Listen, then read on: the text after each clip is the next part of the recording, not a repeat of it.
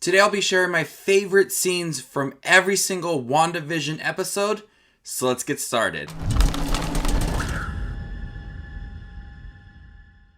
Welcome, movie watchers. Thank you guys for stopping by my channel. If you guys love to watch movies like I do, you guys are in the right spot. Make sure to hit that subscribe button down below and click that notification for more up and coming videos. The end of WandaVision is here, and it's time to talk about my favorite scenes from every single episode. Make sure to leave your list down below. What are your favorite moments from every single episode? There is a total of 9 episodes. I'm curious to what are your favorite scenes from every single episode. Of course, this will contain spoilers, not for every single episode, but for most of them, it will contain spoilers. So let's start this off with episode 1, filmed before a live studio audience. My favorite moment from episode 1 comes towards the end when Vision's boss and his wife come to dinner, and he's trying to entertain them. The whole dinner sequence for me is my favorite moment. You really get a glimpse into Vision and Wanda's relationship and them trying to entertain these guests. She doesn't know what to do to prepare a meal for them.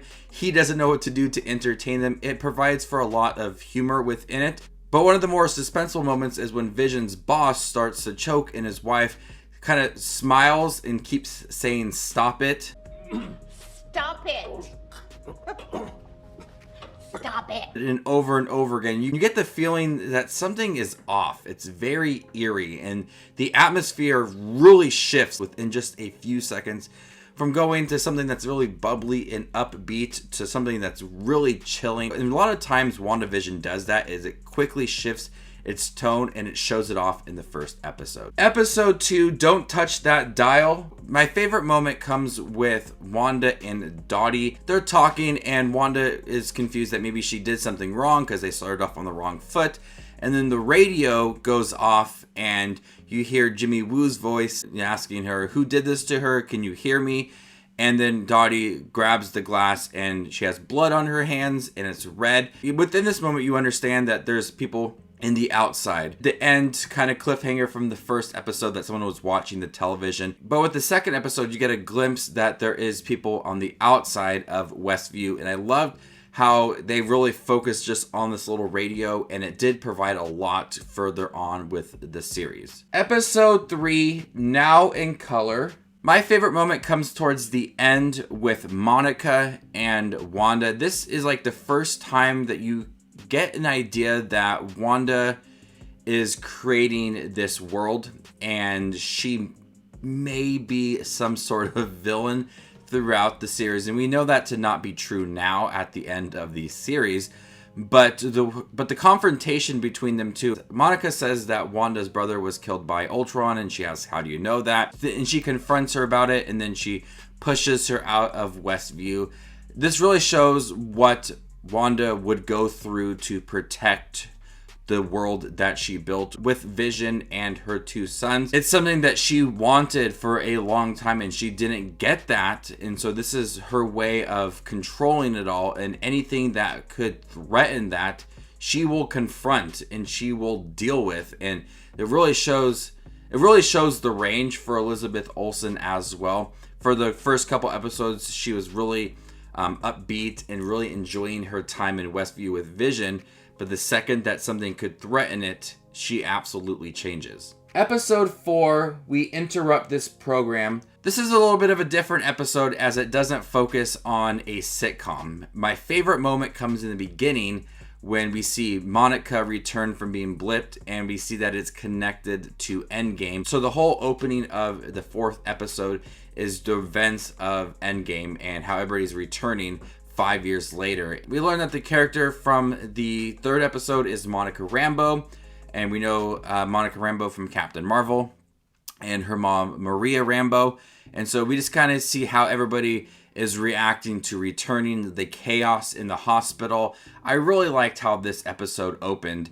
It's probably one of my favorite openings of any of the episodes, and it doesn't really connect too much to like WandaVision. I think it was just a nice little addition with it being in the MCU. And so that's one of my favorite openings, and I love how it connected to Endgame and seeing everybody's reaction and also learning a little more about Monica. Episode 5 has the best end moment when Pietro is in the series. There's a knock on the door, and she opens that up, and there's Pietro there.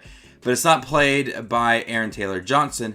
It's played by Evan Peters. And we learn a little more about Pietro in the series.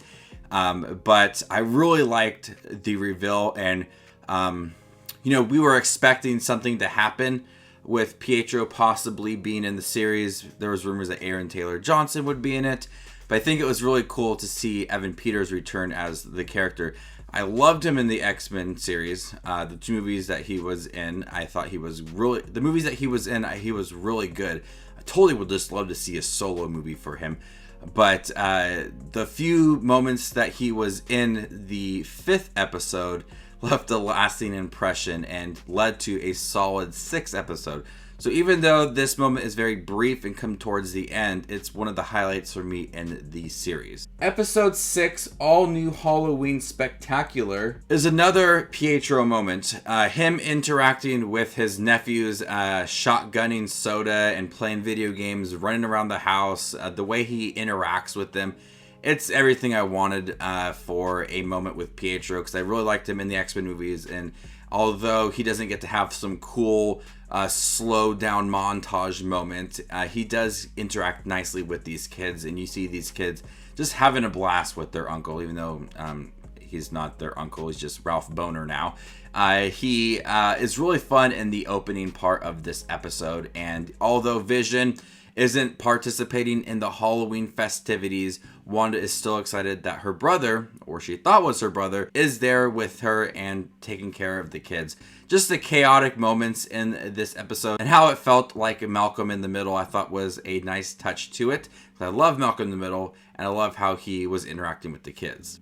Episode 7, Breaking the Fourth Wall. Easily is the reveal that Agnes is Agatha Harkness in the Agatha song, Agatha All Along. We all know it. We all love it. I thought it was so cool. Catherine Hahn was so good in the series, but when the story focused on Agatha Harkness, it was something completely different. And I love that she kind of got her own little sitcom at the end of this episode, and that she said that she killed Sparky too, and then she was laughing.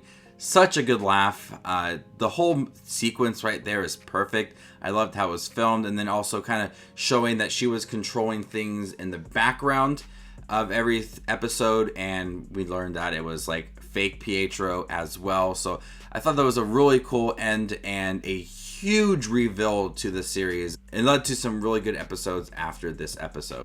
Episode 8, Previously On, focused a lot on Wanda's life when she was younger with her family and dealing with her brother's death, and Vision kind of comforting her. And Agatha is making her confront all of that so we can learn a little more about her. And we also get the mention of Scarlet Witch, which we never got before.